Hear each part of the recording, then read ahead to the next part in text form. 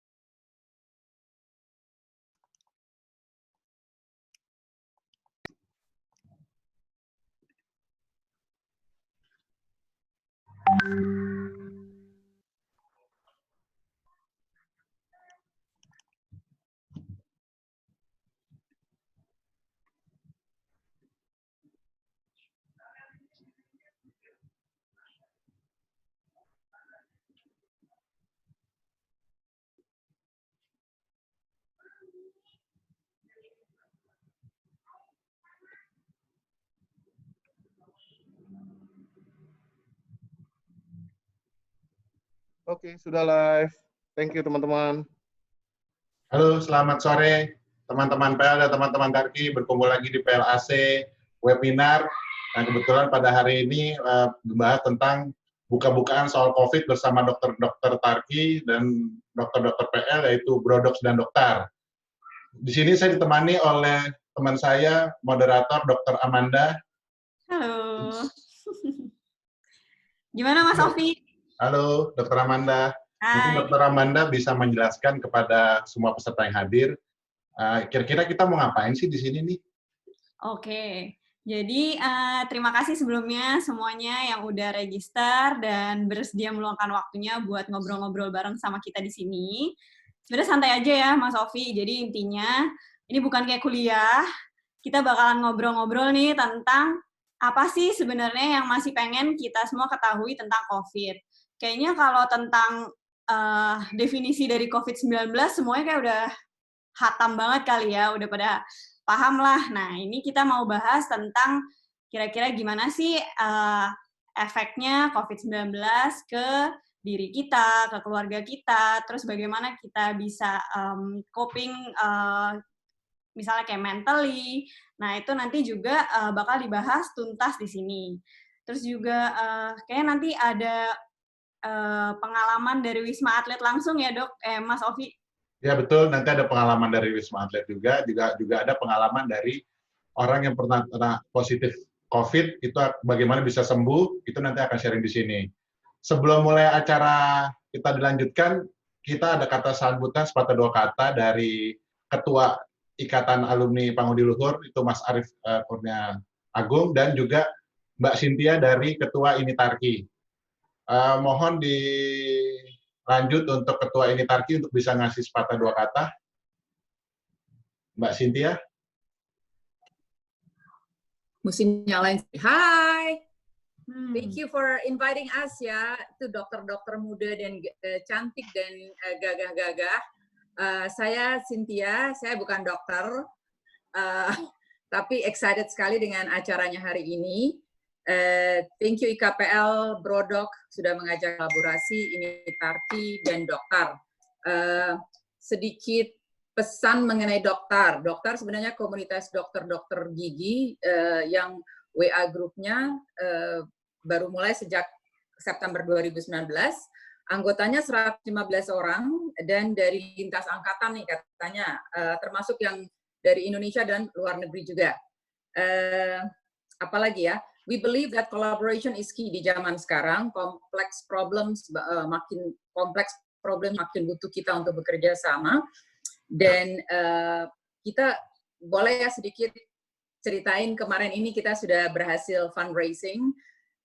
Mudah-mudahan kalian bisa ikut berpartisipasi juga. Kita yang sudah berhasil mengumpulkan 1030 APD dengan jumlah 105 juta sekian gitu loh. Nah, kali ini kita juga ingin mengajak kali-kali kalian tertarik untuk sembako. Sembako ini baru dimulai. Nanti bisa bertanya dengan Dr. Ririn dan Dr. Marisa yang kebetulan mungkin dari tim saya yang mengurus mengenai fundraising ini. Apalagi saya lulus 84, suami saya PL 81, seluruh keluarga saya dari PL karena semua cowok-cowok. So good luck, kalian keren semua dan mudah-mudahan infonya hari ini banyak berguna untuk yang lagi galau di rumah. Thank you. Oke, selanjutnya bisa dilanjutkan dengan Ketua dari KPL, Mas Arief Satria Kurniagung. Silakan, Tum. Ya. Halo, sore. Assalamualaikum warahmatullahi wabarakatuh. Salam sejahtera untuk kita semua.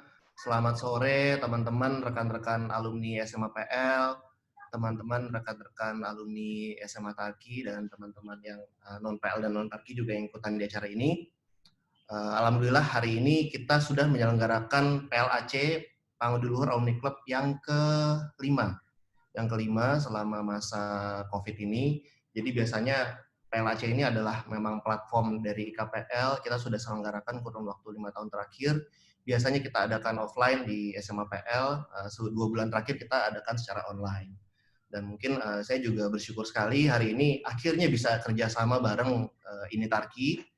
Salam kenal Mbak Cynthia. Kemarin sudah sempat beberapa kali ketemu dengan pengurus ini Tarki dan mungkin dengan Mbak Cynthia juga belum tentu ketemu. Mudah-mudahan ini adalah awalan kita bisa collab lagi dari banyak event dan banyak kegiatan ke depannya, karena kan memang ya PL sudah secara alamiah sejak SMA juga dekat sekali kan dengan anak-anak Tarki. Mudah-mudahan kita ke depannya juga kegiatan-kegiatan alumni juga bisa lebih bareng-barengan lagi. Terus memang ya kita memang sekarang sudah memasuki bulan kedua ya, bulan kedua di pandemi COVID ini. Ada beberapa kota besar yang sudah memasuki pemberlakuan PSBB. Kondisinya memang cukup prihatin, baik untuk yang mereka kekurangan secara ekonomi maupun untuk di semua dunia usaha juga. Nah, memang masih banyak pertanyaan terkait COVID ini yang saat ini mungkin kita sendiri ini butuh jawaban ya. Mungkin kalau saya pribadi saat ini saya masih khawatir karena di rumah saya punya 3 anak masih kecil-kecil semua. Sedangkan saya juga dalam hari-hari mungkin masih perlu keluar rumah untuk pergi meeting atau pergi ke supermarket. Ada kekhawatiran kira-kira apakah mungkin saya bisa menularkan ke anak saya. Kemudian ada juga hal-hal yang sifatnya mungkin kayak kemarin kalau kita minum jamu tuh sebenarnya bener nggak sih bisa untuk ningkatin imun, untuk hindarin COVID. Terus kayak ada hal-hal lain emang jemuran emang bener kalau jemuran tiap pagi itu bisa bikin tubuh kita imun. Apakah harus makan telur tiap hari? Saya pribadi udah kemarin sempat nyobain makan telur. Akhirnya sempat jerawatan juga jadinya kemarin. Terus ya mungkin itu sih hal-hal itulah. Dan mungkin hari ini kita kehadiran banyak sekali panelis, ada 6 dokter dari Brodok dan dari dokter. Thank you juga udah participate di acara ini. Memang Brodok dan dokter ini adalah komunitas dokter-dokter yang dari alumni SMA PL dan SMA Tarki. Mungkin kita juga ada satu tamu spesial juga, Mas Budi PL83. Mas Budi ini adalah seorang sosok survivor dari COVID-19. Jadi beliau kemarin alhamdulillah sudah sembuh dan sudah recovery dari COVID-19. Mungkin nanti beliau akan juga share juga tentang pengalamannya kemarin menghadapi dan memerangi COVID tersebut. Mungkin itu aja dari saya. Mudah-mudahan kita semua bisa menikmati acara ini dengan baik. Terima kasih. Assalamualaikum warahmatullahi wabarakatuh. Oke, terima kasih untuk sambutannya Bapak Ketum dan Ibu Ketum. Mungkin buat mempersingkat waktu langsung aja kali ya Mas. Ya. Pertanyaan aja bahkan udah banyak nih di Q&A. Kita perkenalkan dulu untuk segmen yang pertama. Nanti ada 2 dokter. Yang pertama Dr. Vito Damai, spesialis jantung, dan juga Dr. Martin, dokter spesialis anak. Mungkin boleh sambil ditampilkan CV beliau.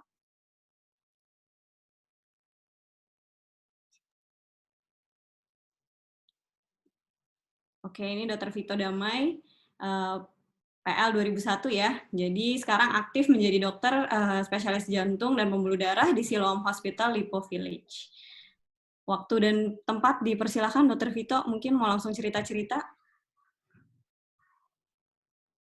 Mana ini Dr. Vito? Oke.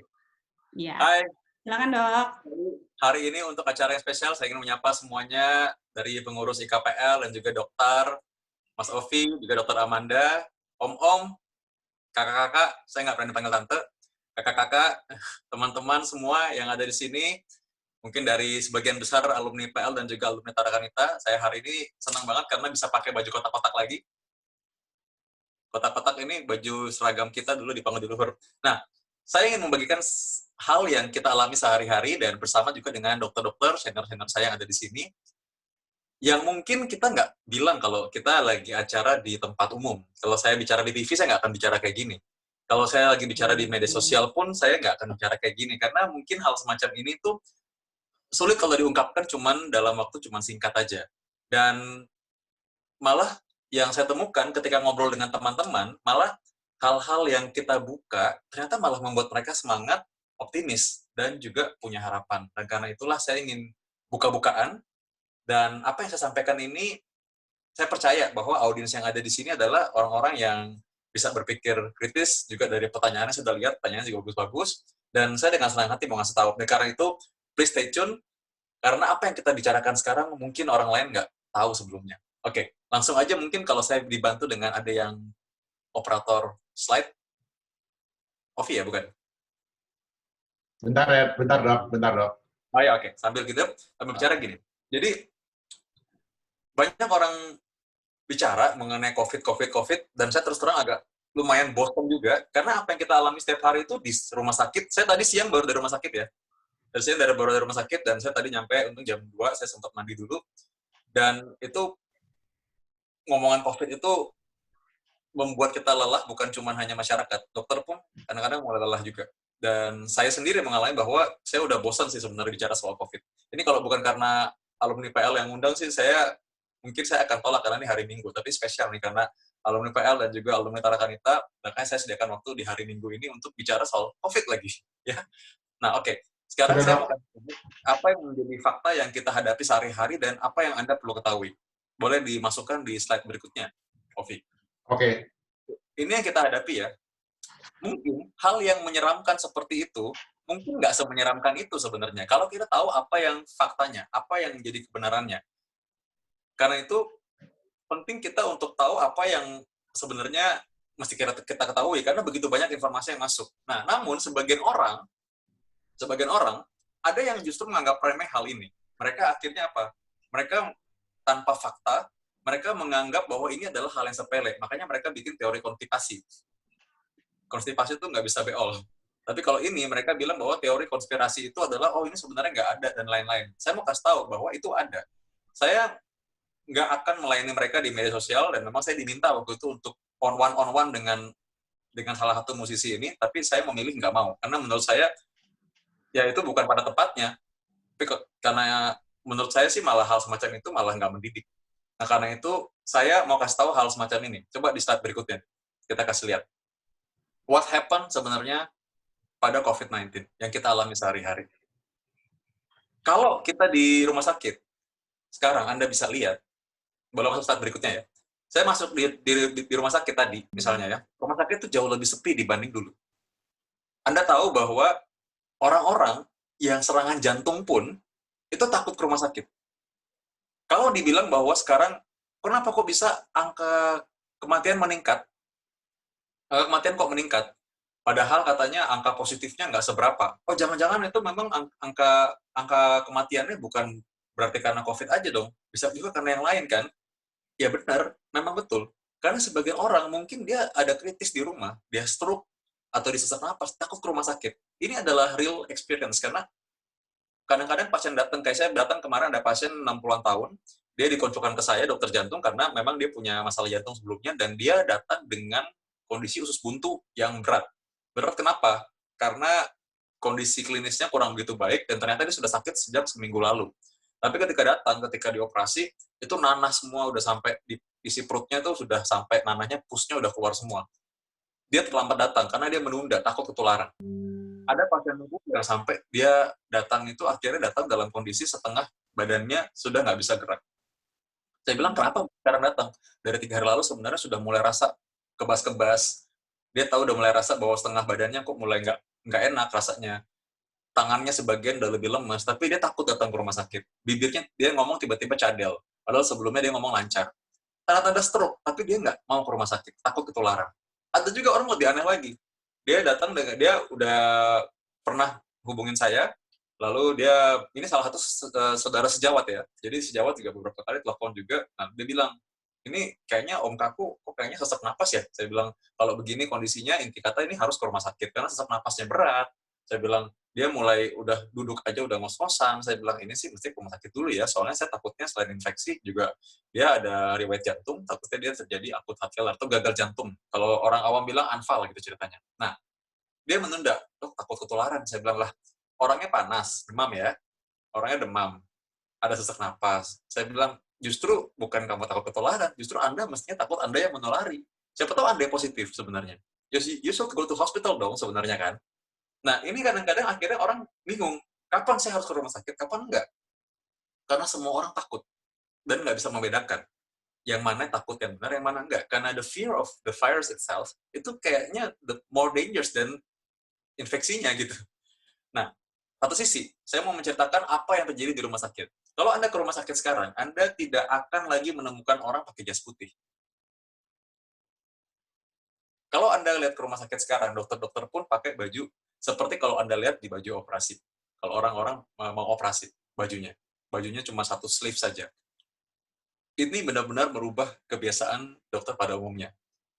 Karena baju seperti itu dianggap lebih aman dan tidak menularkan, lebih sedikit menularkan virus atau kuman penyakit yang lainnya. Sebenarnya dari dulu kita harusnya begitu. Cuma memang di Indonesia kadang-kadang orang nggak pakai seperti itu.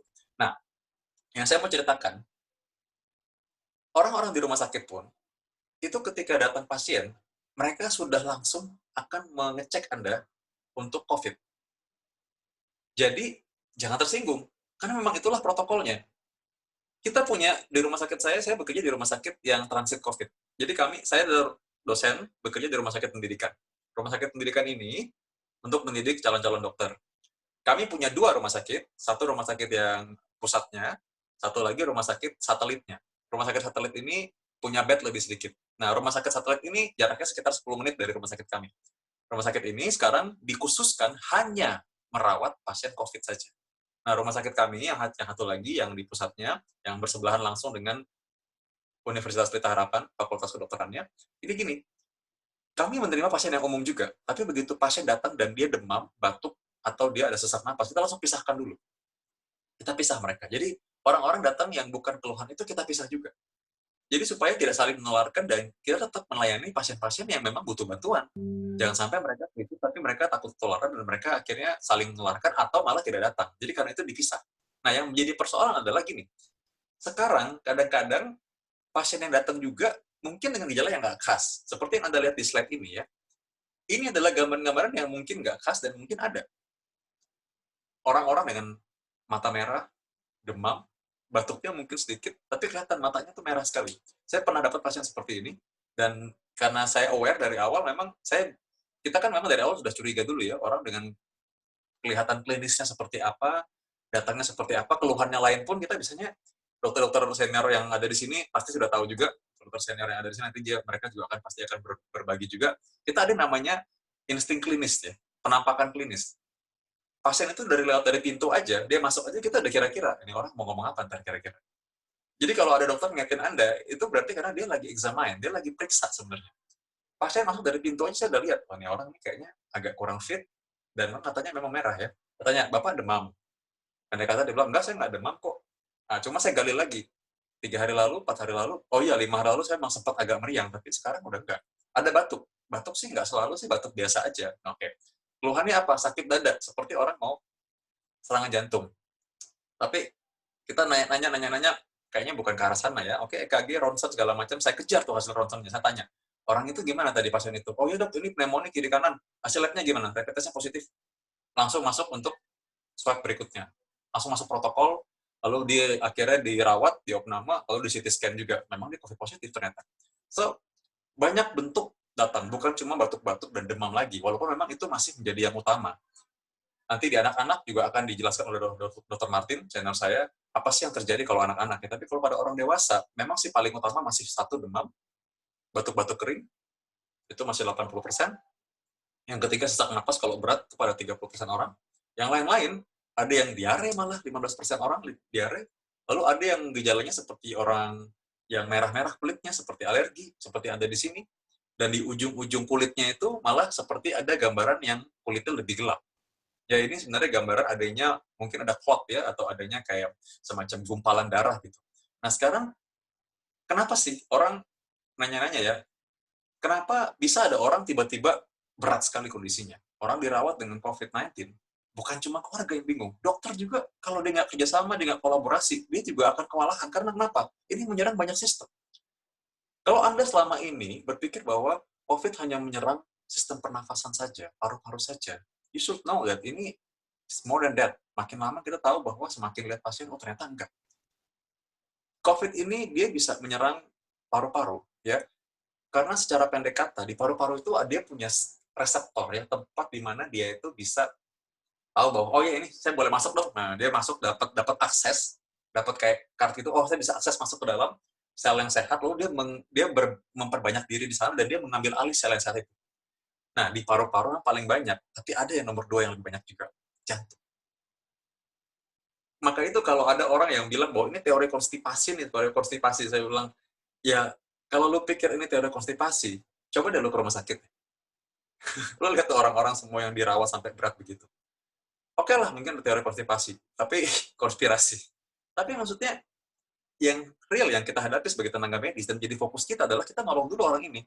Karena pada kenyataannya orang-orang dengan kondisi yang tiba-tiba berat dan semuanya ditemukan khasnya sama dan ada barang ini yang sama di sini, itu berarti ini adalah real, terlepas dari ini konspirasi apa enggak.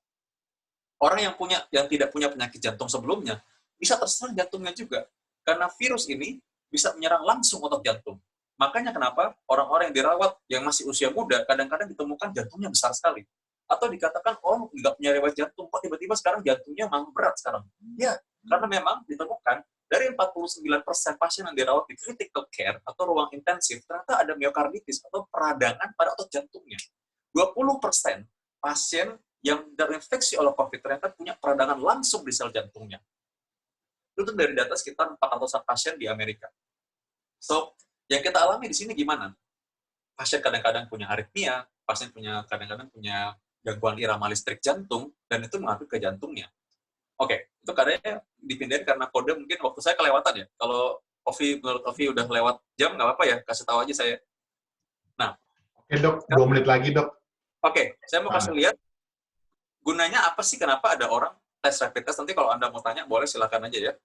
Rapid test ini orang bilang, kayaknya rapid test itu nggak berguna. Ada yang bilang berguna, tergantung, ada konteksnya. Saya cuma bisa bilang bahwa gini, ketika Anda melakukan rapid test adalah kalau misalkan Anda memang bekerja di tempat umum dan Anda apalagi kerja sebagai orang medik. Dan apakah boleh rapid test Anda lakukan? Sekarang memang boleh aja, kan Anda boleh nyatanya, Anda boleh beli sendiri. Permasalahannya adalah interpretasinya. Apa yang Anda lakukan kalau ternyata positif? Kita bisa diskusi lagi nanti ya, oke. Slide aja berikutnya, kalau memang ada yang mau tanya, silahkan. Slide. Nah, yang saya mau pesankan adalah begini. Kita memang mungkin masih develop vaksin, kita masih develop obatnya. Orang mungkin kadang-kadang mikir, kenapa nih penyakit ini begitu menyeramkan? Karena kita nggak tahu nih, obatnya apa sebenarnya. Apakah vaksin ini bisa develop? Tapi Anda punya satu kunci yang kita bisa pegang yang membuat kita tetap bisa baik-baik aja. Apa? Ya kita cegah penularannya, jaga yang sehat tetap sehat. Kalau selama Anda tidak sentuh muka Anda dengan kondisi tangan Anda kotor, Anda selalu cuci tangan. Dan yang paling pertama, ketika masker Anda pakai, tangan harus bersih. Ketika Anda perbaiki masker pun, masker Anda, itu tangan juga harus bersih. Karena dari situlah penularan paling banyak terjadi. Karena sekarang orang sudah banyak physical distancing, udah mulai sadar bahwa kita harus jauh-jauhan, dan orang mulai 60% mungkin orang ada di rumah. Yang membuat orang menular adalah orang lupa ketika perbaiki masker, mereka pegang-pegang muka tanpa sadar, itu yang membuat mereka ketularan. Jadi, as long as kita cuci tangan, setiap kali makan kita tahu cuci tangan dulu, setiap kali benerin masker atau pegang muka kita cuci tangan dulu, dan kita tetap jaga jarak sehat, jaga 1 meter 2 meter, kemungkinan untuk ketularan itu sangat kecil sebenarnya. Karena itulah yang kita pegang. Dan saya berharap, dan ini menurut saya positif thinking-nya, bahwa dengan adanya pandemi ini, menurut saya sih ya, orang-orang memang semakin paham bahwa kesehatan adalah investasi terbesar mereka. Dan itu adalah modal yang mereka punya sekarang. Mau dibilang vaksin, mau dibilang obat, mau dibilang apapun itu. Ternyata kalau mereka melakukan hal-hal sederhana saja dalam hidup mereka sehari-hari, itu cukup untuk membuat mereka terlindung dari virus COVID-19 ini, dan juga tentu penyakit yang lainnya. Selain itu, Anda mesti dengar lagi, apa saja, kapan mesti olahraga, nanti ada dokter Pandai Putu juga akan ngomong soal itu. Kapan Anda mesti makan yang sehat. Makan sehat itu apa sih? Apalagi sekarang lagi resesi. Makan sehat ntar mahal lagi. Enggak, pasti makan sehat itu sebenarnya bisa sehat dan juga bisa hemat. Ada caranya kalau Anda tahu. Nanti Dr. Jolita akan ngomong. Lalu bagaimana anak-anak ini? Apakah mereka terlindung apa enggak? Saya bisa ngeluarin ke anak-anak enggak? Habis ini Dr. Martin Lehmann akan bicara soal itu. Yang paling terakhir, dan aku rasa yang paling penting adalah juga menjaga pikiran kita supaya kita tetap bisa tenang dan rileks. Saya nggak pernah bilang jangan panik. Tiap kali kita bilang jangan panik, Anda akan semakin panik. So, bilang relax, dan tenang aja. Karena habis ini nanti ada Dr. Anggia juga akan bicara mengenai bagaimana supaya Anda secara mentally Anda bisa tetap sehat dan Anda bisa lebih tinggi imunitasnya. Itu dulu sementara ini, Ovi. Saya kembalikan lagi ke moderator ya. Oke, terima kasih Dr. Vito. Bagi peserta yang mau tanya-tanya soal Dr. Vito, bisa langsung di kolom Q&A aja. Selanjutnya, Manda bisa diperkenalkan untuk Dr. Martin Lehmann. Oke, kita lanjut ke pembicara kedua. CV-nya mungkin boleh ditampilkan lagi ya.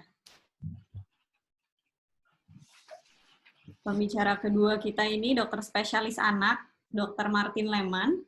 Beliau juga aktif praktek di rumah sakit swasta. Nanti kita bisa tanya-tanya tentang, kayaknya pertanyaan kalau ibu-ibu nih banyak yang nanya, gimana nih imunisasi anak saya tertunda, kayak gitu-gitu. Nah, mudah-mudahan nanti bisa terjawab semuanya oleh Dr. Leman. Silakan dok, waktu dan tempat dipersilakan. Oke.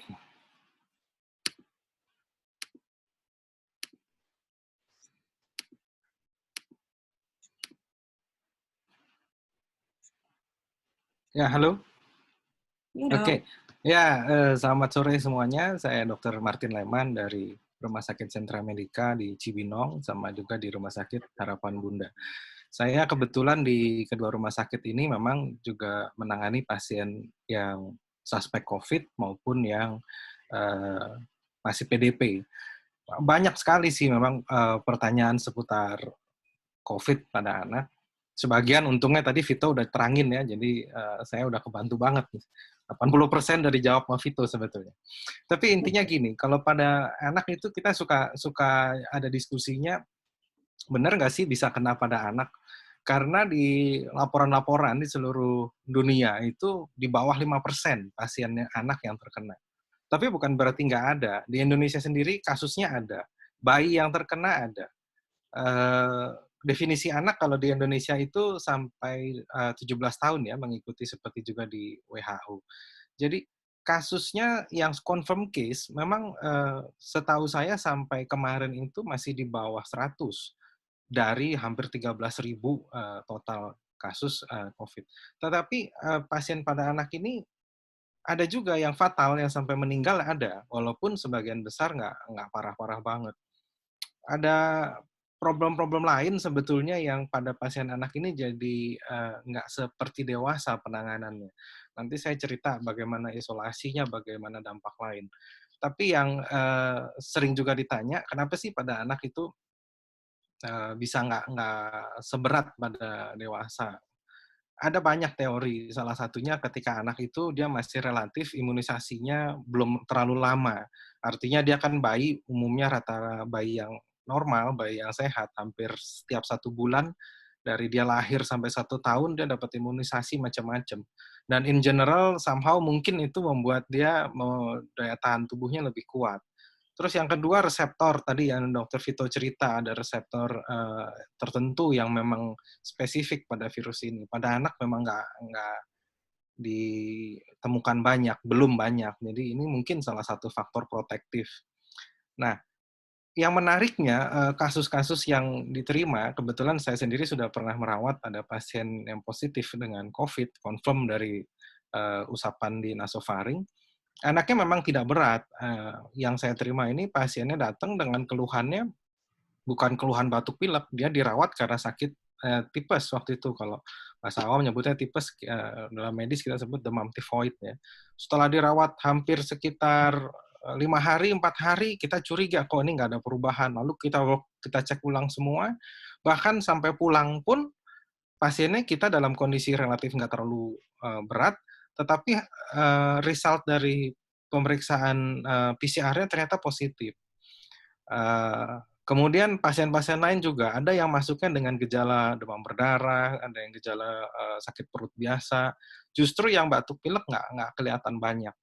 Entah bagaimana, tapi memang kalau kita tahu bahwa gejalanya ini seperti Dr. Vito bilang, sebetulnya nggak terbatas pada saluran pernapasan, kita lebih sebutnya penyakit sistemik, artinya seluruh tubuh bisa kena. Nah, tapi yang menjadi masalah pada pasien anak itu deteksinya agak sulit. Kenapa? Satu, untuk rapid test kan lebih jarang orang mau periksa anak. Terus yang kedua ada faktor-faktor denial. Jadi banyak sekali ketika kita mau assess, ketika di rumah sakit, kita bilang kita curiga dari gambaran ronsen dan ininya, jangan-jangan ini kita kena. Penolakan dari orang tua ini kadang-kadang membuat kita sulit. Padahal sebetulnya kalau kita tahu dari dini ada beberapa hal yang bisa kita lakukan. Nomor satu, kita bisa isolasi dia. Kenapa isolasi dia itu penting? Karena yang menjadi masalah, kalau pada anak itu dia terkena dan relatif nggak berat, dia akan menularkan kemana-mana. Yang menjadi resiko adalah orang tua dan kakek neneknya yang serumah. Ini yang kadang kita perlu jelaskan. Bahwa kita tidak hanya mengobati anaknya, tapi kita bisa berusaha melindungi anak ini supaya tidak menularkan kepada seisi rumah. Karena kan nggak ada anak kecil tinggal sendirian gitu ya, pasti ada yang mengasuh, ada yang close contact sama dia. Maka sebisa mungkin kita deteksi, maka kita bisa mencegah penularan dalam rumah itu. Nah ini yang juga menjadi problem buat keluarga, karena dia nanti harus tahu kapan harus membatasi kontak. Saya pernah baca ada di negara tertentu yang memang salah satu kampanye dia adalah pada anak-anak ini coba social distancing ini juga diutamakan supaya dia tidak berkontak dengan kakek neneknya. Karena kita tahu kakek nenek itu kan pada situasi COVID ini merupakan salah satu risk factor, lanjut usia dengan segala macam komorbidnya sebuah faktor resiko untuk dia terkena COVID dan jadi berat. Cuman ya memang nggak semudah itu. Kita tahu di Indonesia satu rumah itu biasanya kalau kita punya anak kecil, biasanya ada eyangnya juga ikut bantu di situ. Nggak apalagi dengan kalau kedua orang tuanya adalah berkarir. Nah, itu memang kita harus jelaskan kenapa alasannya. Cerita lain yang suka menjadi masalah persis seperti yang Dr. Vito cerita, bahwa karena dia ketakutan, dia nggak mau ke rumah sakit, akhirnya dia menunda imunisasi, dia anak-anak dengan kebutuhan khusus tidak jadi terapi rutin, anak-anak yang dalam kondisi sakit ditahan-tahan di rumah, dan ini persis banget kemarin baru sekitar 2 hari lalu, saya punya pasien anak sekitar 10 tahun, pasiennya ini datang dengan demam berdarah sebenarnya. Dia sudah demam berdarah, badannya sudah dingin, sudah lemes banget, tapi karena dia begitu ketakutannya ke rumah sakit, dengan alasan takut terkena COVID dan segala macam, dia tahan-tahan. Sampai 5 hari di rumah, datang ke rumah sakit, akhirnya kondisinya sudah nggak bagus, akhirnya dia tidak tertolong. Dia meninggal karena penyakit yang sebetulnya bisa kita tangani kalau dari awal. Rumah sakit sebetulnya sudah banyak berusaha membuat online consultation ya, telemedicine, atau paling tidak dokter-dokter juga rata-rata sekarang sudah bisa dikontak untuk tanya ini emergency apa enggak gitu ya. Tapi memang stigma rumah sakit itu sebagai sarang penularan dan sebagainya menjadi, kalau saya nyebutnya sebagai collateral damage. Banyak sekali yang cerita-cerita kayak begini yang kita alami. Kenapa ini? Ya ini karena mungkin ketidaktahuan kita terhadap penularannya dan resiko lainnya. Nah, yang paling sering ditanya kalau soal imunisasi, jadi mungkin sekitar 2 bulan lalu memang dari Ikatan Dokter Anak itu menganjurkan imunisasinya ditunda dulu. Sebetulnya itu anjuran ketika di awal. Jadi kenapa? Karena kita anjurkan pada saat itu banyak rumah sakit belum siap untuk membuat pemilahan pasien sehat, anak yang mau imunisasi dengan yang kemungkinan sakit. Nah, kalau sekarang kan kita sudah lewat dari 1 bulan, jadi sebetulnya imunisasi tetap harus dilakukan dengan memperhatikan bahwa rumah sakitnya memang sudah siap untuk memisahkan pasien mau imunisasi atau pasien yang sakit. Nah, yang jadi masalah selalu didebat, kenapa harus diimunisasi? Karena begini, sekarang kita tahu beberapa bulan dan tahun-tahun lalu tuh kita ada beberapa kali kejadian wabah, ada difteri, dan segala macam. Itu karena imunisasinya nggak beres kita. Program imunisasi kita itu bisa dibilang cakupannya belum begitu memuaskan. Dengan adanya kita menunda imunisasi terlalu jauh, itu resiko akan ada wabah lain lagi juga akan muncul. Nah, jadi bagaimanapun anjuran dari Ikatan Dokter Anak saat ini adalah imunisasi dasar tetap harus diberikan. Cuman harus koordinasi dengan rumah sakit, apakah fasilitas rumah sakit itu sudah memisahkan tempat pasien yang mau imunisasi dengan yang sakit. Terus yang kedua, kapan boleh ditunda? 1 menit lagi ya, Dok? Ya, kapan boleh ditunda? Nah, ditundanya ini ada yang bisa ditunda, misalnya imunisasi yang di atas 1 tahun, imunisasi lanjutan yang di 2 tahun, mundur-mundur 1 bulan itu nggak apa-apa. Kira-kira sih sebetulnya problem pada anak, ada satu lagi saya mau cerita. ada sekarang juga muncul namanya, kalau kita nyebutnya vulnerable child syndrome. Anak ini dianggap vulnerable banget oleh orang tuanya takut banget ini anak terkena COVID, sehingga begitu demam sedikit, dia minta periksa darah. Demam 1 hari, dia minta periksa darah. Kita udah bilang, tenang aja, klinisnya bagus, semuanya tenang. Akhirnya anak ini diperiksa darah secara berlebihan, hanya karena orang tuanya penasaran. Jangan-jangan anak saya sakit, jangan-jangan anak saya sakit. Ini malah nggak sehat buat anaknya. Nanti bisa dibahas lebih lanjut nih dengan Dokter Bona nanti dari psikiatri anak. Jadi bahwa anaknya sendiri jadi stres karena dia lingkungannya seperti paranoid sekali buat dia. Dia demam sedikit, batuk sedikit, orang tuanya langsung ngeliatin dia, wah ini baru ke dokter nih, langsung periksa darah, ronsen. Besoknya masih demam, periksa dokter lagi gitu. Nah ini nggak sehat juga. Anaknya secara kejiwaan juga jadinya nggak sehat. Nah, jadi mudah-mudahan dengan kita sharing di sini, kita bisa bahas diskusi lebih lanjut. Ada kondisi-kondisi yang memang kita perlu waspada mengenai COVID, tapi kita juga berlebihan tidak usah. Kita lakukan yang terbaik dan kita bisa lah laluin ini semua. Mungkin introduksi dari saya segitu dulu, Dr. Amanda. Siap, Dok. Terima kasih Dr. Martin atas penjelasannya dan cerita-ceritanya. Tadi mungkin nanti yang masih punya pertanyaan boleh ditaruh di kolom Q&A. Kita punya segmen terakhir buat Q&A. Terus kita masuk ke yang selanjutnya mungkin ya, segmen kedua. Gimana Mas Sofi? Segmen kedua tentang apa nih? Segmen kedua ini lebih dokternya bicara hampir dokter tentang gizi dan tentang hubungan psikiater tentang anak nih, bagaimana kondisinya pada saat ini. Mungkin untuk pertama bisa kita perkenalkan dulu, ini akan bicara selanjutnya adalah Dr. Anggi Hapsari, ini dari Tarki 98, mungkin bisa ditampilkan CV-nya untuk Dr. Anggi Hapsari.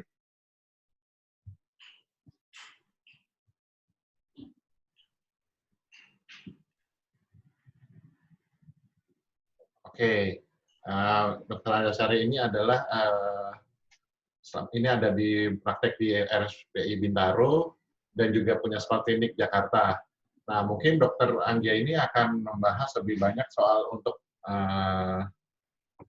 gimana sih normalnya, normalnya waspada atau berhati-hati, berjaga-jaga, mudah takut dan sulit tidur semenjak COVID ini. Nah, mungkin Dr.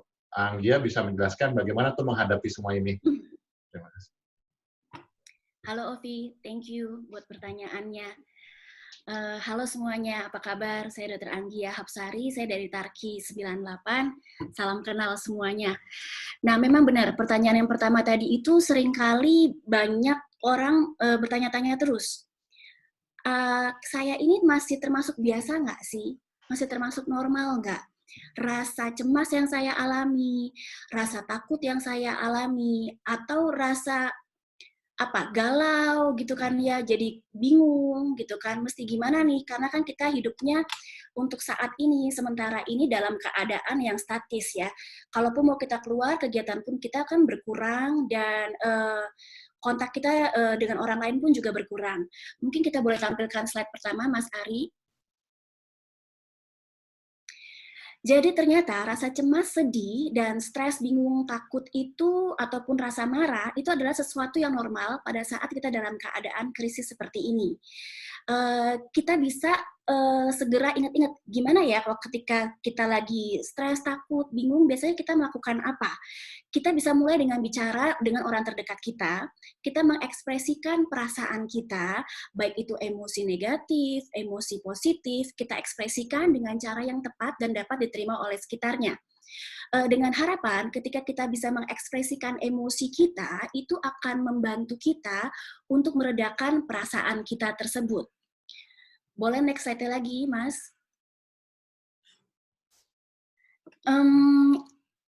Gimana sih cara kita mengatasi emosi itu?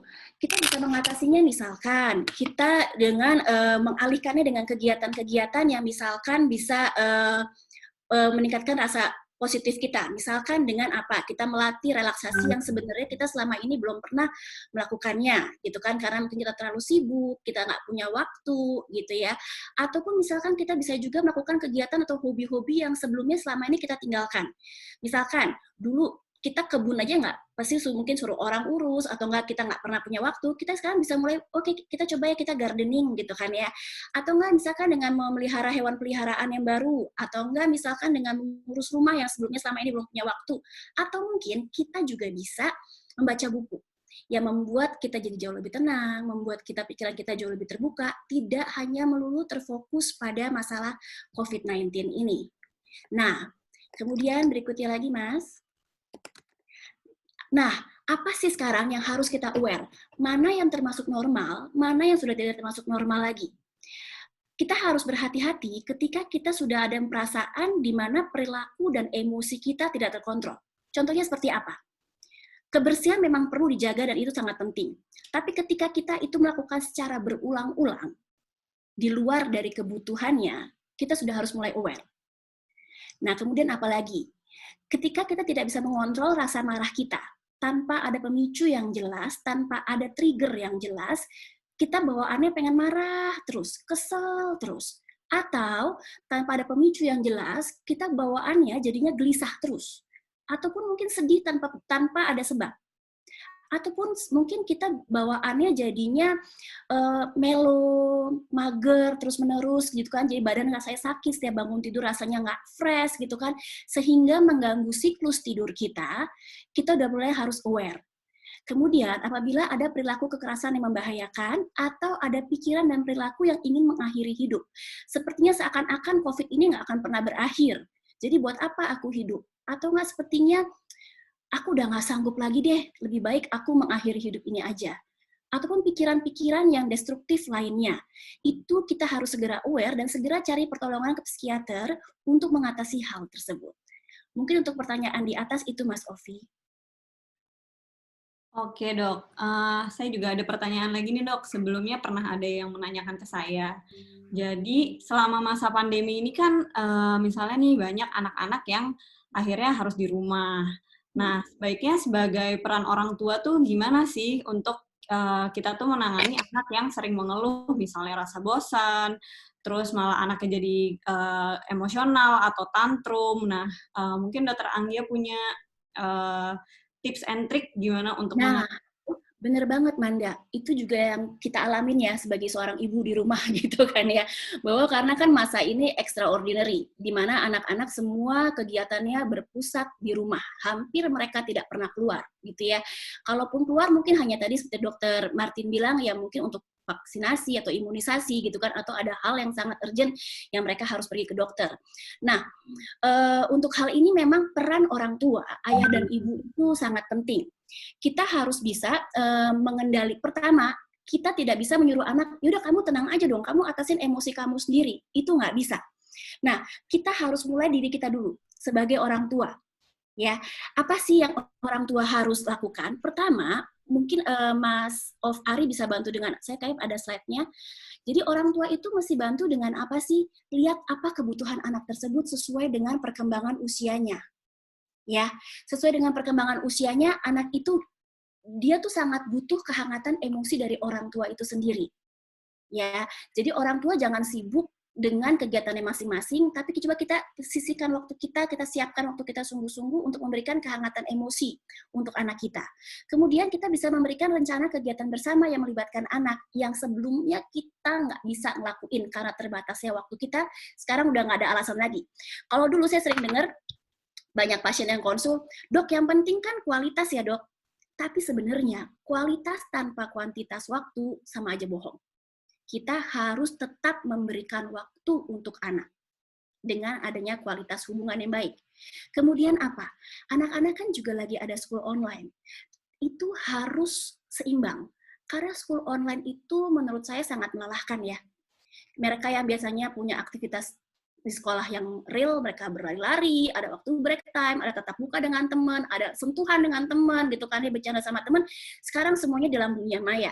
Nah, kita juga harus pikir tuh, gimana sih caranya supaya buat seimbang, supaya waktunya anak-anak itu juga punya me time. Tidak hanya melulu mereka berurusan dengan tugas-tugas sekolah gitu kan, atau enggak, ataupun sebaliknya, mereka hanya melulu mengerjakan pribadi mereka, maksudnya main sendiri tanpa adanya interaksi dengan orang lain ataupun dengan teman lain. Mungkin kita sebagai orang tua bisa mensengajakan untuk membuat waktu mereka bisa playdate, tapi mungkin online di media maya ini gitu ya. Nah, ketika mereka berhasil menyelesaikan tugas mereka ataupun tanggung jawab mereka, kita bisa kasih mereka reward. Dan kemudian tingkatkan komunikasi antara orang tua dan anak-anak. Kemudian sebagai orang tua, biasakan membicarakan masalah tidak di depan anak. Karena seringkali orang tua kan banyak baca berita, dengar berita. Untuk anak yang sudah mempunyai anak-anak usia, mungkin mereka masuk usia 8 tahun, 9 tahun, mungkin usia remaja, anak akan mengerti. Dan seringkali diam-diam mereka mendengar pembicaraan kita dan kemudian mereka merasa cemas. Nah, orang tua harus memperhatikan informasi yang tepat dan jelas, bukan hoax tentang kondisi ini, supaya anak bisa merasa aman. Mungkin itu Kaliman. Ya, thank you dok. Kayaknya sudah cukup terjawab. Thank you. Nanti kalau misalnya ada pertanyaan lagi dari floor, mungkin kita lanjutin di sesi yang terakhir ya dok? Ya, thank you Manda. Thank you Dokter Anggia. Selanjutnya kita mau masuk segmen berikutnya, ada tentang gizi. Di sini ada Dokter Jualita Surapsari dan ada Dokter Pande Putu. Dokter Jualita, boleh ditampilkan CV-nya.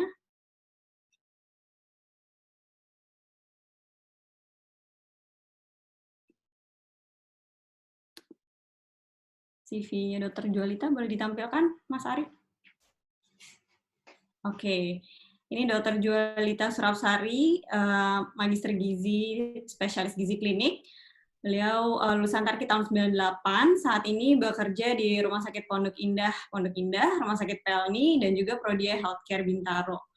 Nanti mungkin Dokter Jualita nih mau menceritakan tentang asupan gizi apa yang bisa kita konsumsi selama masa ini. Terus juga kayak kemarin kan banyak yang panic buying, jadinya vitamin harganya langsung membumbung tinggi. Kira-kira ada nggak sih backup plan selain mengkonsumsi vitamin-vitamin tersebut? Mungkin Dokter Jualita, waktu dan tempatnya silakan dok. Oke, thank you Manda. Halo semuanya, terima kasih hari ini kita udah bisa kumpul bareng, walaupun kumpulnya mesti online. Perkenalan lagi, saya Jualita, biasanya dipanggil Lita, saya dari Tarki 98. Hari ini aku pakai scarf khusus, kotak-kotak, ya, supaya ingat lagi sama Tarki, gitu, selalu ingat. Oke, kalau ngomongin gizi, sebetulnya saya rasa udah banyak banget informasi yang kita dapat, gitu ya. Gizi itu ada dua, kita bisa untuk pencegahan kalau di COVID ini, dan yang kedua bisa juga untuk treatment. Gitu. Yang saya akan bahas di sore hari ini akan lebih banyak ke pencegahan. Nah, sekarang ini kita semua kan lagi masanya work from home. Yuk lanjut. Lagi masanya work from home. Ketika kita lagi di rumah aja, nggak bisa kemana-mana, biasanya kita mulai akan bosan. Mulai bosan, kemudian kita mulai mencari cara gimana supaya kita bisa lebih nyaman. Nah, seringkali kita terjebak untuk mengkonsumsi makanan-makanan yang kita anggap sebagai comfort foods, gitu. Karena ketika kita mengkonsumsi makanan-makanan tersebut, akan terjadi pelepasan hormon serotonin yang akhirnya membuat mood kita baik, gitu. Tapi ketika kita mengkonsumsi makanan yang membuat kita nyaman ini, biasanya makanan ini termasuk makanan banyak gula, yang akhirnya meningkatkan risiko kita untuk menjadi obes, gitu. Nah, seringkali saya ditanya, dok, katanya orang yang gemuk itu survival-nya atau outcome-nya dia ketika mendapat COVID itu lebih jelek, bener nggak? Gitu. Sebetulnya dua-duanya bisa mengganggu sistem imun kita. Jadi, kan kalau kita ngomongin status nutrisi, kita bicara tentang apakah secara umum, secara kasar, tinggi dan berat badan kita proporsional atau enggak sih gitu. Biasanya kita mengukurnya paling gampang pakai body mass index gitu. Nah, orang yang body mass index-nya rendah, kalau orang Asia kita biasanya pakai patokan itu yang normal 18,5 sampai 22,9 atau 23 lah. Nah, yang kita anggap berat badan kurang atau sampai ke jatuh malnutrisi, itu yang di bawah 18,5. Jadi, tinggi berat badannya tidak ideal. Nah, orang yang status gizinya jelek, yang malnutrisi ini, biasanya kalau kita cek di dalam darahnya ada hormon yang namanya leptin. Hormon leptin ini dia kadarnya rendah. Nah, sebenarnya hormon leptin ini pun punya peranan dalam sistem imun kita. Jadi dia bisa membantu untuk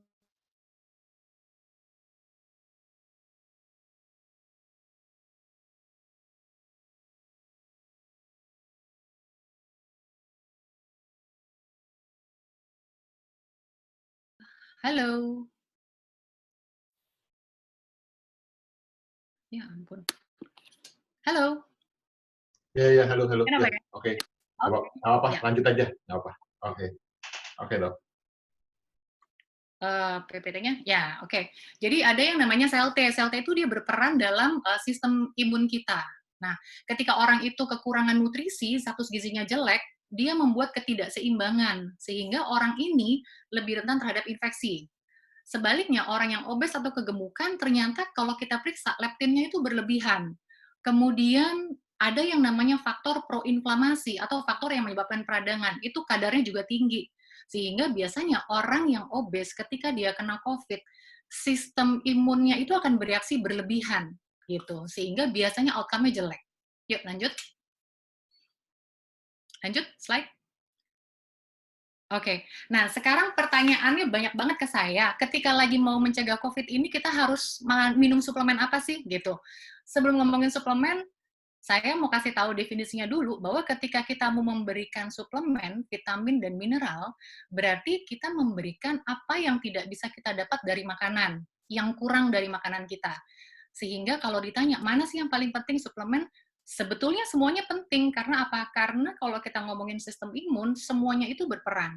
Mulai dari kita harus makan protein dalam jumlah cukup, karena protein ini merupakan bahan baku juga untuk membentuk antibodi, gitu. Nah, sekarang ngomongin suplemen. Biasanya orang ngomongin suplemen itu, yang pertama diomongin vitamin C, gitu kan? Nah, vitamin C, banyak yang berlomba-lomba untuk minum vitamin C dalam dosis tinggi. Bahkan ada yang manggil ke rumah untuk disuntik gitu ya, diinfus pakai vitamin C.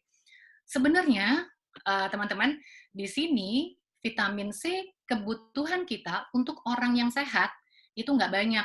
Jadi untuk perempuan kebutuhannya cuma 75 mg per hari. Sedangkan kalau laki-laki cuma 90 mg. Nah, ketika kita mau mencegah suatu penyakit, termasuk COVID, kita perlu setidaknya minimal itu dulu. Jadi 75 sama 90. Sebenarnya nggak gede kan, gitu. Nggak seperti suplemen-suplemen yang banyak dijual, gitu. Nah, kalau kita mau lebih aman, kita bisa naikin 2 kalinya, sampai 200 mg per hari. Sebetulnya kalau kita lihat dalam bahan makanan kita, 200 mg per hari ini masih memungkinkan kita dapatkan dari sayur sama buah. Contohnya, yang ada di gambar saya ini bisa difoto, disimpan. Kalau kiwi, satu butirnya itu dia udah 65 mg. Kalau jeruk, ukuran sedang, itu 70 mg. Dan yang gede lagi itu sebenarnya pepaya. Pepaya kan ada di mana-mana kan, gitu.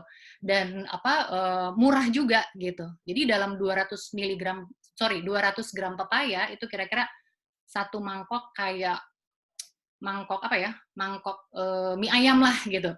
Dalam 200 gramnya itu udah mengandung vitamin C 120 mg gitu. Jadi untuk memenuhi kebutuhan dasar tuh udah cukup. Tapi nanti ada pertanyaan lagi biasanya. Kan sekarang kita lagi mau mencegah COVID, perlu nggak sih lebih banyak? Nah, kembali lagi, yang dimaksud dengan kebutuhan dasar adalah untuk sistem tubuh kita bekerja secara optimal, termasuk juga sistem imun. Namun, kebutuhan ini bisa meningkat pada orang yang sedang memang mengalami infeksi. Tetapi kalau dia tidak mengalami infeksi dan tidak ada kondisi khusus, maka kebutuhannya tetap segitu. Gitu. Dan juga ada satu penelitian bahwa ketika kita lagi mau mencukupi kebutuhan vitamin dan mineral dalam tubuh, artinya kita harus pastikan apa yang kita makan itu memang di dalam tubuh itu cukup. Kan tujuannya maunya itu. Nah, ternyata penelitiannya, kalau kita mengkonsumsi vitamin C di atas 400 mg, ternyata kadarnya di dalam tubuh itu akan hampir sama juga sama si 200 mg. Jadi kayak saturated, jenuh gitu.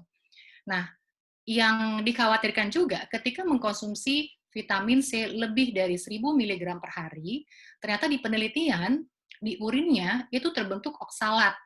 Nah, oksalat ini merupakan salah satu komponen dalam batu ginjal, batu saluran kemih. Jadi, vitamin C yang asalnya dari makanan, yaitu sayur sama buah, dengan vitamin C dari suplemen, itu ada sedikit perbedaan. Kalau yang dari buah, selain dia mengandung asam askorbat atau vitamin C, dia juga mengandung asam sitrat. Nah, asam sitrat ini gunanya menjaga supaya oksalat tidak membentuk batu ginjal. Gitu. Lanjut. Lanjut. Slide-nya. Nah, sekarang vitamin E. Vitamin E juga banyak dibahas. Sebetulnya kebutuhan kita nggak banyak, hanya 15-20 mg per hari. Nah, kalau menurut saya, vitamin E ini pun sebetulnya bisa kita penuhi dari makanan sumber, gitu. Sehingga kalau kita nggak dapat suplemen, ya nggak perlu khawatir, gitu. Vitamin E banyak di dalam bahan makanan bahan makanan nabati di minyak-minyak gitu. Kemudian bisa juga di alpukat, bisa juga di kacang-kacangan. Itu tinggi vitamin E. Ya, lanjut. Lanjut. Selanjutnya kita ngomongin vitamin D. Nah, vitamin D ini memang susah-susah gampang. Karena kandungan vitamin D di dalam bahan makanan kita yang alami tidak terlalu besar. Ada sih yang besar, misalnya ikan salmon. Ya, dalam 100 gram ikan salmon itu kandungan vitamin D-nya udah cukup memenuhi kebutuhan harian kita, tapi kan mahal, gitu kan? Sehingga kita perlu mengatur dengan bahan makanan sumber yang lain. Misalnya, vitamin D itu biasanya di dalam bahan makanan juga diberikan dalam bentuk fortifikasi, atau misalnya ada satu makanan atau minuman di dalam yogurt atau susu, biasanya ditambahkan vitamin D, sehingga ini bisa membantu mencukupi kebutuhan vitamin D kita. Tapi pertanyaan lanjutannya adalah, lanjut, perlu nggak minum suplemen vitamin D? Kalau di sini saya bisa bilang, ada yang perlu, ada yang enggak. Karena dalam penelitiannya, 4 dari 5 orang itu mengalami gangguan metabolisme vitamin D secara genetik, gitu. Sehingga kita butuh asupan vitamin D yang lebih tinggi. Lanjut lagi. Ini zinc. Nah, zinc juga berperan dalam sistem kekebalan tubuh. Zinc ini paling banyak kita dapatkan dari produk-produk hewani. Jadi, ketika kita mau mencapai sistem imun yang baik dengan gizi seimbang, sebaiknya kita tidak menghilangkan bahan makanan sumber hewani dari diet kita sehari-hari. Nah, sekarang, kalau misalnya kita mau seseorang mau tanya, gimana sih makan supaya bisa mencukupi semuanya? Ini di sini kan ada yang namanya piring makan sehat nih, ya. Ada piring makan sehat. Di piring makan sehat ini harus mencukup semua kebutuhan kita. Jadi misalnya grains ini dia untuk sumber karbohidrat kita, gitu ya, sumber karbohidrat kita. Kenapa karbohidrat tetap perlu? Karena karbohidrat itu juga merupakan fuel atau bahan bakar untuk sel kita untuk bekerja, termasuk juga sel untuk kekebalan tubuh, gitu. Terus protein wajib, ini protein harus ada. Ingat bahwa ketika kita makan, walaupun kita di rumah aja, kebutuhan protein harus tercapai, ya. Protein bisa dari mana? Bisa dari bahan makanan sumber hewani maupun nabati. Ingat bahwa protein menyusun sistem kekebalan tubuh kita juga untuk memproduksi yang namanya antibodi, gitu. Ya, di dalam zinc itu juga mengandung di dalam protein hewani juga mengandung zinc yang tadi bermanfaat untuk sistem kekebalan tubuh. Terus sayur membantu juga mencukupi kebutuhan vitamin dan mineral kita, dan juga buah. Jadi kalau misalkan mau ditanya suplemen apa yang perlu, kita lihat lagi makan kita udah bener belum. Kalau makannya udah bisa kayak gini sehari 3 kali, ya, saya rasa vitamin nggak perlu lagi, karena vitamin C aja sudah akan bisa tercukupi dengan makan buah setidaknya sehari 2 kali. Gitu. Oke, terima kasih dok. Ya. Sebenarnya ada pertanyaan lagi nih dok, banyak banget yang menanyakan juga, kira-kira bisa nggak sih tertular COVID dari makanan? Misalnya kita beli makanan, atau kita beli sayur, buah, terus apa yang harus kita lakukan supaya kita nggak tertular COVID dari justru bahan-bahan tersebut gitu dok? Mm-mm. Jadi sampai sekarang sih belum terbukti bahwa COVID ini bisa menular lewat makanan. Meskipun ada satu report yang menyatakan bahwa si virus ini bisa terdapat juga di dalam feses ya, di dalam tinja gitu. Nah, sebetulnya sih ketika kita makan dan kita pastikan makanan ini memang sudah dimasak dengan matang dengan suhu minimal 65 derajat, seharusnya virus sudah nggak ada. Gitu. Jadi memang kan harusnya makan di rumah, ya kan? Tapi kalau misalkan mau makan order dari luar, boleh-boleh aja. Tetapi ketika kita handle makanan tersebut, jangan lupa sebelum dan sesudahnya cuci tangan. Terus wajib dipanaskan dulu, sehingga kita yakin bahwa memang virusnya sudah mati. Gitu. Oke, thank you dok. Oke, terima kasih Dokter Jolita. Selanjutnya, segmen berikutnya adalah ini kebetulan dokter juga bagian nutrisi dan gizi, tapi lebih kolaborasi dengan bagaimana kita olahraga pada saat COVID-19 ini. Berikutnya adalah Dr. Pande Putu Agus. Bisa ditampilkan CV-nya?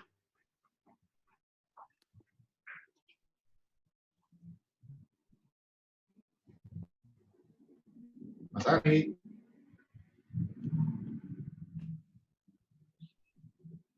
Oke, Dr. Pande ini adalah Kepala Instalasi Gizi dari RS Bayangkara Polri TK1, Direktur Operasional Sport Medicine Center, dan juga SF Gizi Klinik RSUKI, serta Divisi Medis Nutrisi dan Doping PBNS. Silakan hadir, Dr. Pande, bergabung bersama kami.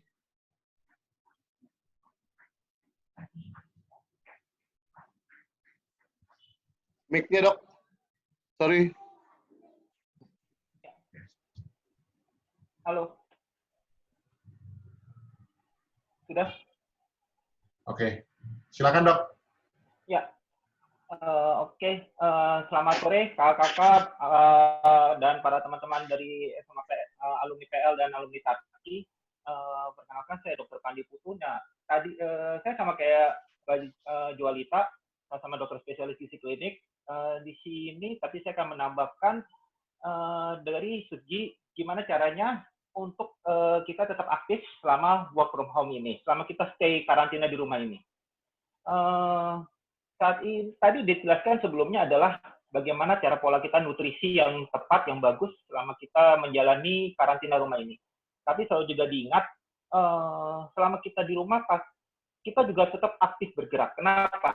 Walaupun kalau kita asupannya terlalu, kita tetap makan, kita kita makan-makan sehat, tapi aktivitas fisik kita juga rendah. Yang terjadi adalah ya kita lebih mudah untuk mengalami ya sakit. Badan kita yang biasanya kita aktif, tiba-tiba kita nggak pernah berolahraga, kita mulai merasa pegal-pegal lah, mudah meriang, dan yang akhirnya malah kita sendiri malah gampang terpapar untuk penyakit virus ini. Sebenarnya kalau untuk berolahraga, aktivitas fisik itu kita bisa lakukan di outdoor atau indoor, tapi sesuai dengan peraturan yang protap yang telah berlaku. Dari American College of Medicine, bisa minta slide yang pertama, Mas? Oke, bentar, Dok.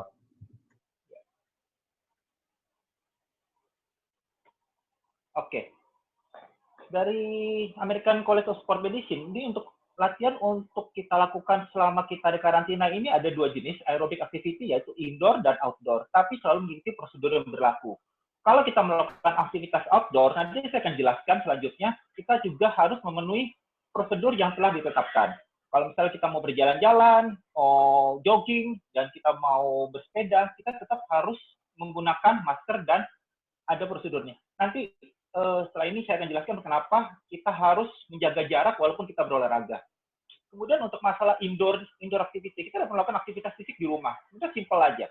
Kita bisa kayak melakukan dansa, kemudian kita main lompat tali, kemudian melakukan exercise yang bisa dilakukannya dengan exercise-nya seperti yang kita lihat. Kita bisa banyak sekali saat ini di YouTube, kita banyak sekali aktivitas fisik yang telah diajarkan oleh lembaga-lembaga sport internasional, bagaimana cara kita beraktivitas fisik.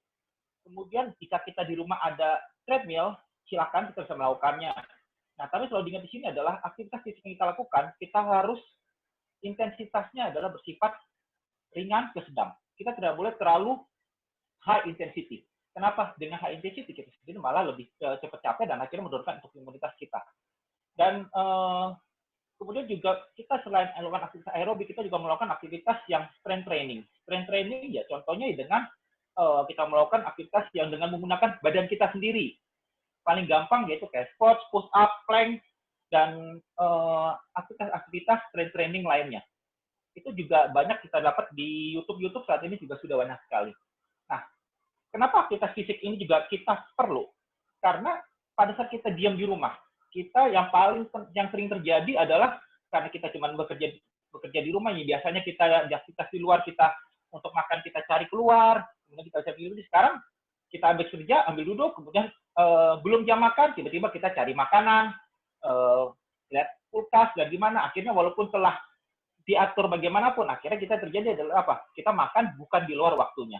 Jadi dengan aktivitas fisik ini, kita juga membuat diri kita juga sebenarnya secara psikologis juga kita merasa nyaman, bisa merasa tenang, dan berguna juga untuk menghilangkan kepanikan yang terjadi pada masa pandemi ini. Nah, kemudian sini saya akan menjelaskan mengenai apa yang harus kita awasi pada saat kita melakukan aktivitas outdoor. Slide selanjutnya. Oke, Dok. Bentar, Dok. Ya.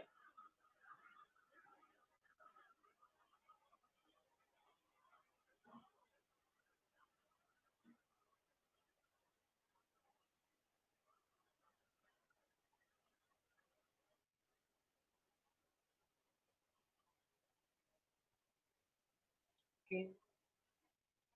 Di slide ini adalah salah satu penelitian yang terbaru yang dilakukan bagaimana caranya kita untuk bagaimana yang terjadi kalau kita berolahraga tidak mengikuti aturan yang berlaku. Nah, di sini suatu penelitian dilakukan jika kita berolahraga dengan posisi kita berada pas di belakang dari teman kita. Nah, yang terjadi adalah jika orang di depan kita itu melakukan tiba-tiba mengeluarkan droplet, misalnya batuk atau gimana, jika kita berada di jalur yang berada di belakangnya dia, itu kita akan mudah untuk terpapar droplet tersebut.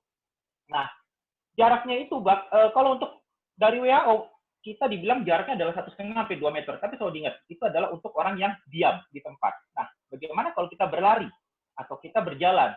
Nah, dari penelitian ini membuktikan, slide selanjutnya.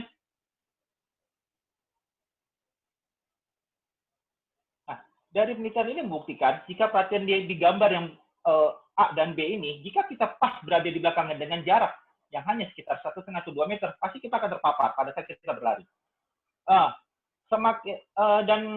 Semakin cepat kita berlari, kita akan lebih mudah untuk terkena paparan dari droplet tersebut. Slide selanjutnya.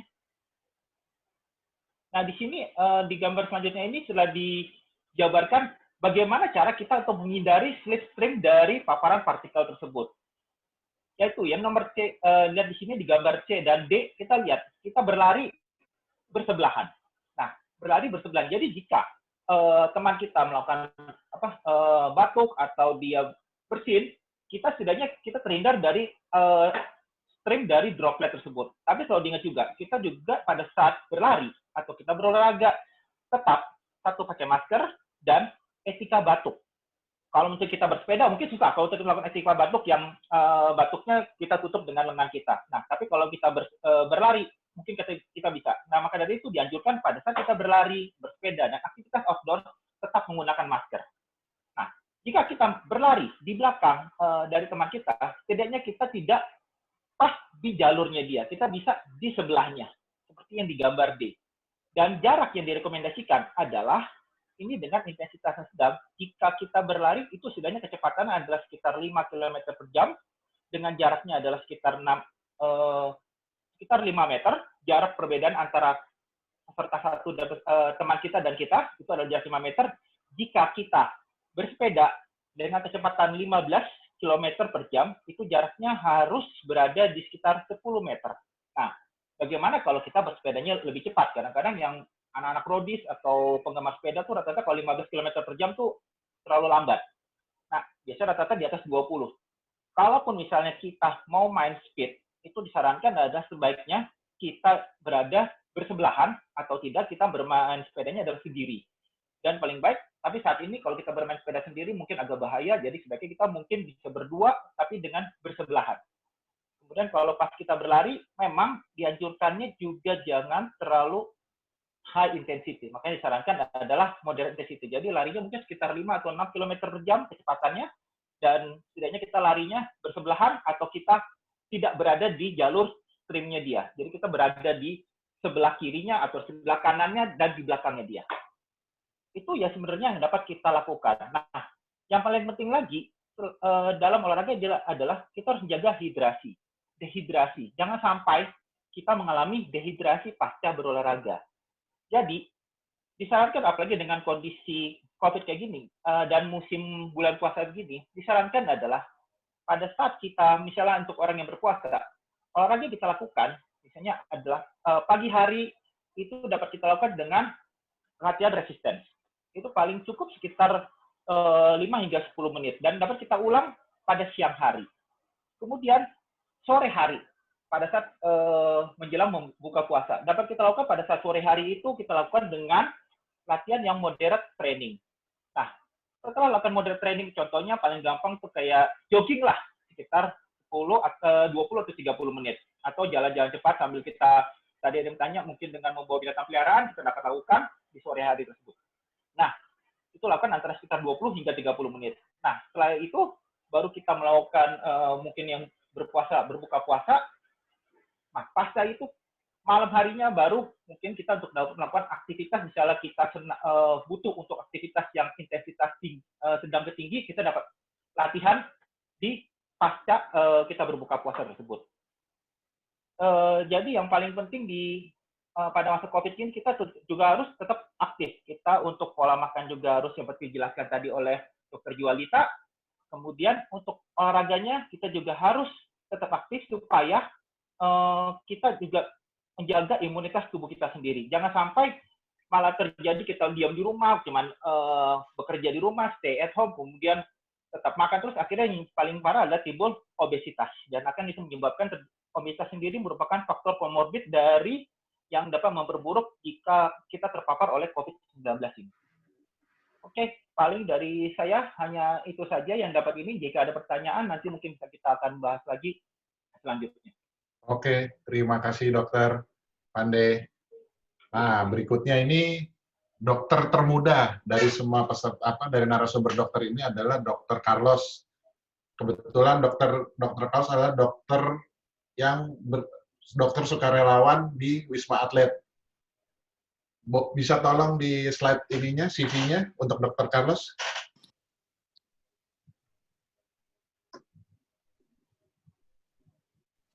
Dokter Carlos. Halo Mas Sofi. Oke. Oke. Dokter Carlos. Halo.